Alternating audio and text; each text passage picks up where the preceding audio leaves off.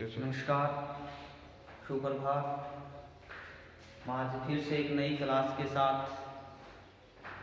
आपके सामने आया हूँ। सिलेबस की श्रृंखला में क्लास 10th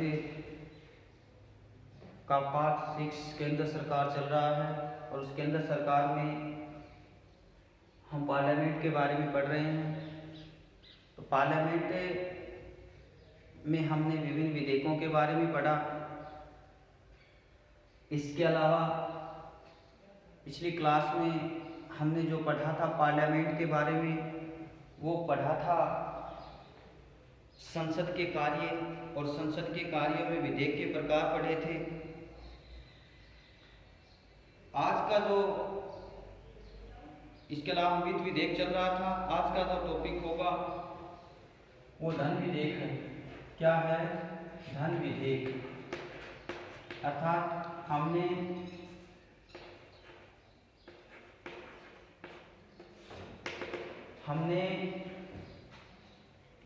वित्त विधेयक पढ़ लिया था कि इसका उल्लेख है वो 2 अनुच्छेद में वित्त विधेयक में, अनुच्छेद 110 व 117 के अंदर। 110 में परिभाषित वित्त विधेयक है वो धन विधेयक के नाम से जाना जाएगा, और अनुच्छेद 117 में परिभाषित जो वित्त विधेयक है के साथ वही व्यवहार किया जाएगा जो एक सामान्य विधेयक के साथ किया जाता है। आज देखते हम धन विधेयक। तो देखिए धन विधेयक के बारे में अनुच्छेद 109 में इस बात का उल्लेख है कि धन विधेयक हमेशा लोकसभा में रखा जाता है। धन विधेयक का उल्लेख 109 में है, अनुच्छेद 109।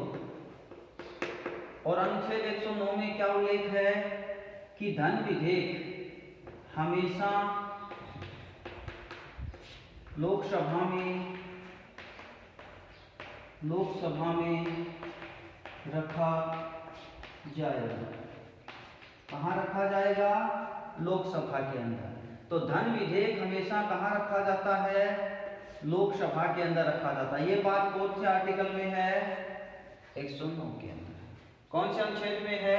अनुच्छेद 109 के अंदर है कि धन विधेयक हमेशा लोकसभा में ही रखा जाएगा।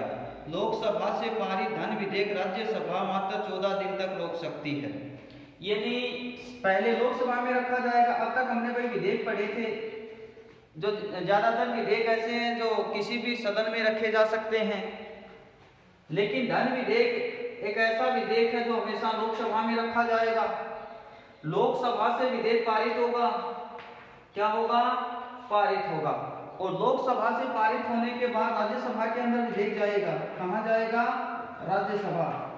राज्यसभा उस विधेयक को ज्यादा से ज्यादा 14 दिन तक रख सकती है, रोक करके। यानी 14 दिन तक रोक करके रख सकती है। अगर 14 दिन में राज्यसभा ने विधेयक को पारित नहीं किया तो विधेयक स्वतः पारित माना जाएगा, स्वतः पारित हो जाएगा। अर्थात राज्यसभा से वो विधेयक पारित मान लिया जाएगा। कहाँ? अगर लोकसभा ने विधेयक को पारित कर दिया और वहां किसके पास भेजा? अपर हाउस के पास भेजा, राज्यसभा के पास भेजा, और राज्यसभा उस विधेयक पे कोई जवाब नहीं देता तो 14 दिन तक अच्छे रोक सकती है उसको, ज्यादा से ज्यादा। यानी इसकी समय सीमा कितनी है? 14 दिन। 14 दिन के बाद किसी प्रकार का अगर वहां से विधेयक का जवाब नहीं आता है, अगर उसको पारित नहीं किया जाता है तो विधेयक स्वतः पारित हो जाएगा। समझ में आई इतनी बात? धन विधेयक के मामले में राज्यसभा लोकसभा को सुझाव दे सकती है। दूसरा बिंदु इसके अंदर आ सकता है कि धन विधेयक के मामले में राज्यसभा लोकसभा को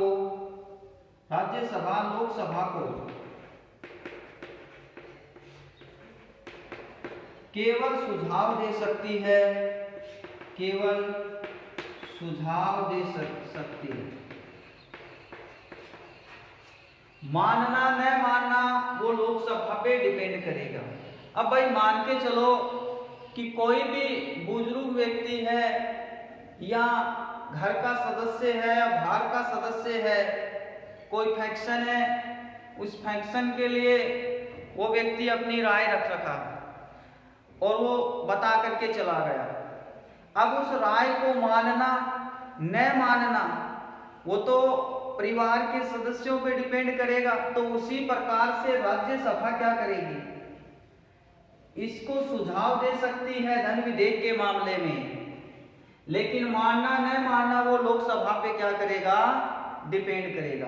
क्योंकि संख्या की दृष्टि से भी मान सकते हैं, लोकसभा की संख्या और राज्यसभा से अधिक है, इसीलिए विधेयक कहाँ इस विधेयक के मामले में ज्यादा शक्तियां मिली हुई है लोकसभा को, किससे, राज्यसभा से। अनुच्छेद 110 में इस बात का उल्लेख है कि कोई भी विधेयक धन विधेयक या नहीं, इसका निर्धारण है वो लोकसभा अध्यक्ष करेगा। अनुच्छेद 110 में क्या है कि कोई विधेयक धन विधेयक है या नहीं, कोई विधेयक धन विधेयक है या नहीं, धन विधेयक है या नहीं, इसका निर्णय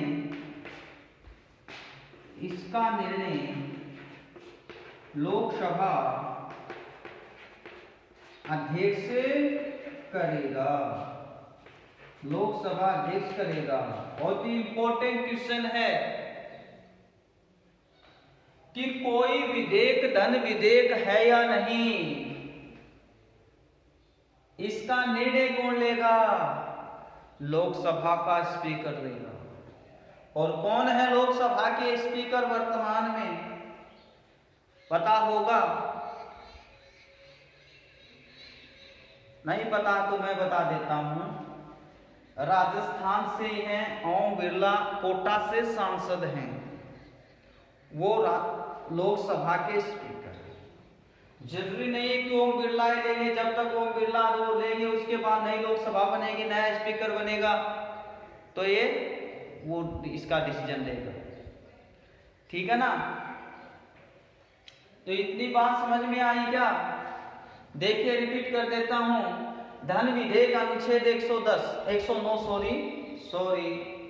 धन विधेयक अनुच्छेद 109, धन विधेयक हमेशा लोकसभा के अंदर ही रखा जाएगा। कहां रखा जाएगा, लोकसभा के अंदर ही रखा जाएगा। राज्यसभा लोकसभा को के द्वारा पारित जो धन विधेयक होगा, उस पारित विधेयक को अधिक से अधिक 14 दिन तक रोक करके रख सकती है। 14 दिन के बाद विधेयक स्वतः ही क्या हो जाएगा, पारित माना जाएगा। अगली बात आती है, कोई विधेयक धन विधेयक है या नहीं, इसका निर्धारण केवल और केवल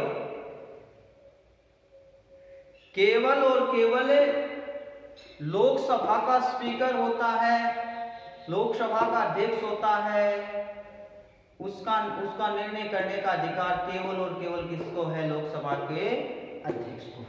समझ गए ना, अनुच्छेद 110 में ये बात उल्लेखित है, ये इस बात का प्रावधान है। राज्यसभा लोकसभा को केवल सुझाव दे सकती है, किस मामले में, धन विधेयक वाले मामले में। आगे चलते हैं, आगे देखते हैं। अब अनुच्छेद 110 में धन विधेयक की परिभाषा क्या दे रखी है, देखिए अनुच्छेद 110 के अंदर धन विधेयक को परिभाषित किया गया है, जिसको धन विधेयक को। तो देखिए धन विधेयक, ध्यान से पढ़ना है। धन विधेयक अनुच्छेद 110 और 110 में इसकी परिभाषा क्या है, या परिभाषित किस प्रकार से किया गया है 110 के अंदर, यानी अनुच्छेद 110 धन विधेयक की परिभाषा। धन विधेयक की परिभाषा किस प्रकार से दी गई है, देखिए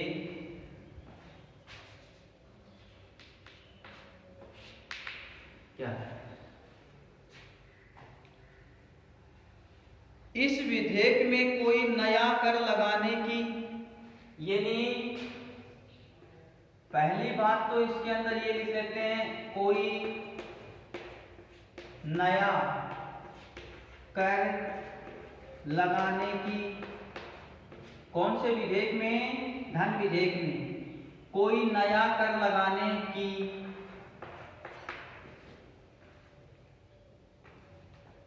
या लगे हुए कर को समाप्त करने की या लगे हुए कर को समाप्त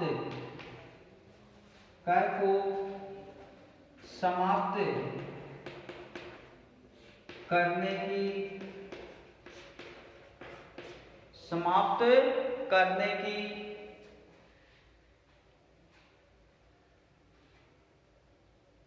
या लगे हुए कर की सीमा में वृद्धि करने की, लगे हुए कर की सीमा में वृद्धि करने की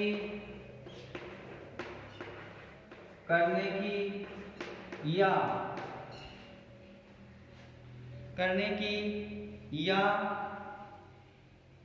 सीमा में कमी करने की,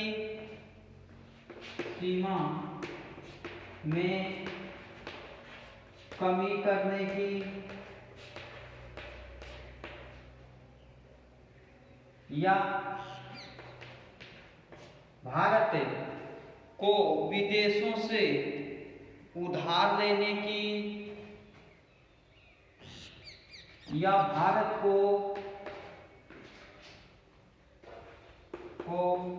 विदेशों से उधार लेने की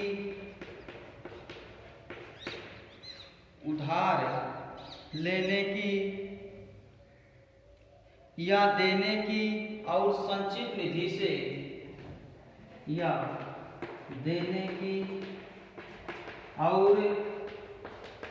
संचित निधि से जो पैसा होता है, संचित निधि से पैसा निकालने जैसी बातों का उल्लेख है। संचित निधि से पैसा निकालने जैसी महत्वपूर्ण बातों का उल्लेख है। समझ गए इतनी बात को?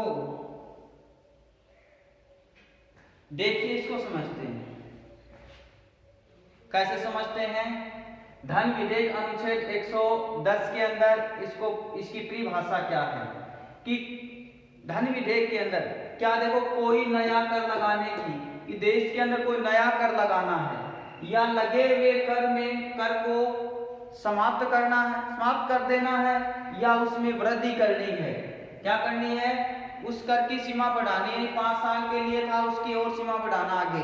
धन विधेयक के अंदर सीमा में वृद्धि करने या सीमा में कमी करना, या भारत जो विदेशों से धन लेता है या विदेशों को धन देता है, विदेशों के अंदर दूसरे देशों को, और संचित जो निधि है जहां से पैसे निकाले जाते हैं, वहां से पैसे निकालने जैसी महत्वपूर्ण बातें धन विधेयक के अंदर है। ध्यान में रखना, धन विधेयक की परिभाषा पूछी जाए तो आप ये परिभाषा लिखोगे। क्लियर? अब देखिए, कुछ फैक्ट्स देखते हैं कि धन विधेयक को राष्ट्रपति पुनर्विचार के लिए नहीं भेज सकता। धन विधेयक को राष्ट्रपति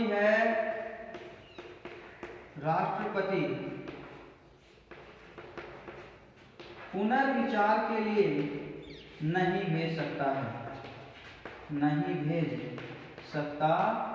है। भाई, पुनर्विचार के लिए भेजने का क्या मतलब हुआ? जब धन विधेयक पूर्ण रूप से लोकसभा पे ही आधारित था, लोकसभा इसको पारित करती है, लोकसभा में रखा जाता है, स्पीकर जी इसका निर्णय करता है, तो राष्ट्रपति इसको पुनर्विचार के लिए नहीं लौटा सकता दोबारा। कि भाई, अगर राष्ट्रपति के पास कोई विधेयक जाता, राष्ट्रपति को ऐसा लगता है इस विधेयक के अंदर कुछ कमियां रह गई हैं, तो फिर राष्ट्रपति उसको पुनर्विचार के लिए लौटा सकता उस विधेयक को। लेकिन धन विधेयक मामले में ऐसी शक्ति राष्ट्रपति के पास नहीं है कि वो क्या कर सके, लोकसभा से पारित विधेयक को कहाँ पुनर्विचार के लिए भेज सके, ये शक्ति उसके पास नहीं, ये बात भी ध्यान रखनी है। धन विधेयक पर एक संयुक्त बैठकों का आयोजन नहीं किया जा सकता। ये एक तो जो संविधान संशोधन था, महाभियोग और धन विधेयक, भाई कहाँ होगा धन विधेयक पे? आप सोचिए कि संयुक्त बैठक कहाँ होगी, क्योंकि इसमें पूरी शक्तियां किसके पास है? लोकसभा के पास हैं। तो वहाँ संयुक्त बैठक कहाँ बुलाई जाएगी? वो संयुक्त बैठक बुलावे न बुलाओ उसका कोई परिणाम निकलने वाला नहीं, क्योंकि पावर ही किस पे? धन विधेयक का पूरा लोकसभा के पास है। चाहे वो इसके सदस्यों की दृष्टि से देख लो, तो धन विधेयक पे संयुक्त बैठक नहीं बुलाई जा सकती, संयुक्त बैठक नहीं हो सकती। ठीक है। अगली जो बात है धन विधेयक के मामले में, धन विधेयक एकमात्र ऐसा विधेयक है जो केवल सरकारी होगा, केवल सरकारी अर्थात मंत्रियों के द्वारा यह विधेयक रखा जा सकता है। तो रखने के आधार पे हमने विधेयकों के प्रकार पढ़े थे, 2 प्रकार के विधेयक पढ़े थे रखने के आधार पे, पढ़े थे ना, सरकारी और गैर सरकारी। सरकारी जो मंत्रियों के द्वारा रखे जाते थे और गैर सरकारी जो अन्य सदस्य गणों के द्वारा रखे जा सकते थे। तो यहाँ बताया ना आपको कि जो धन विधेयक होता है वो एकमात्र ऐसा विधेयक है जो सरकारी होगा। धन विधेयक ऐसा विधेयक है जिसको रखने से पहले राष्ट्रपति की अनुमति लेना जरूरी है। धन विधेयक को जब भी रखा जाएगा तो उससे पहले भारत का जो राष्ट्रपति है उस राष्ट्रपति से क्या करनी पड़ेगी? अनुमति लेनी पड़ेगी कि हम लोकसभा में क्या कर रहे हैं? धन विधेयक रख रहे हैं। ठीक है, इतनी बात समझ में आई, इसको अपने रजिस्टर में उतार लेना। खास करके 10th वाले बच्चों के लिए बता रहा हूं कि जब उनको सिलेबस होगा तो उस समय बहुत फायदेमंद रहेगा ये उनके लिए। ऐसे आलस्य में न रहें, अपने आप को अवेयर रखो। आगे देखते हैं।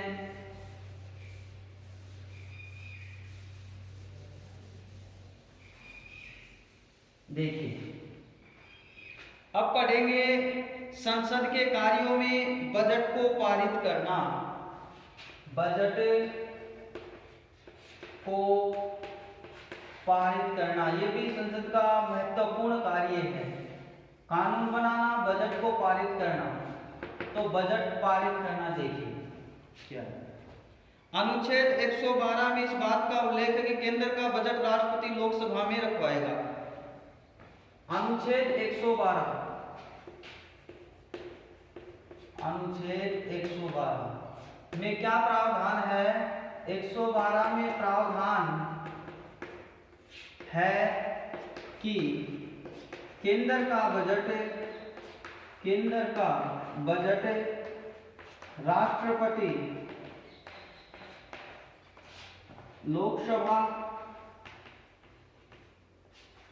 लोकसभा में रखवाएगा।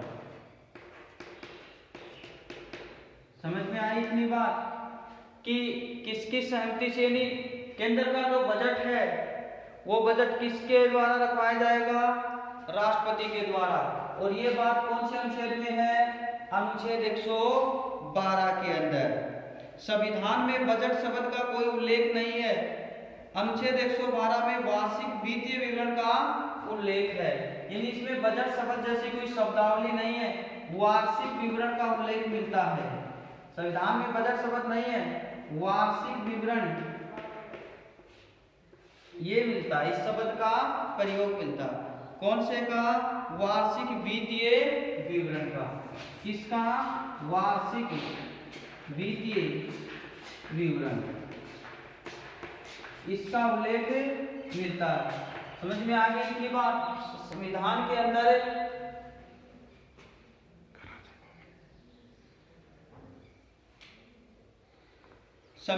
अंदर बजट शब्द का उल्लेख नहीं मिलता। किसका उल्लेख मिलता है?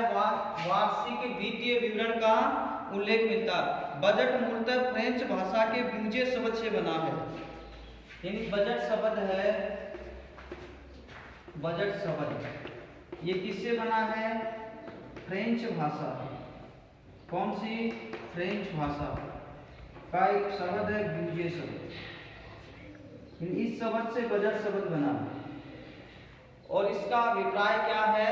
चमड़े की का थैला जो होता है, क्या है कि चमड़े का थैला।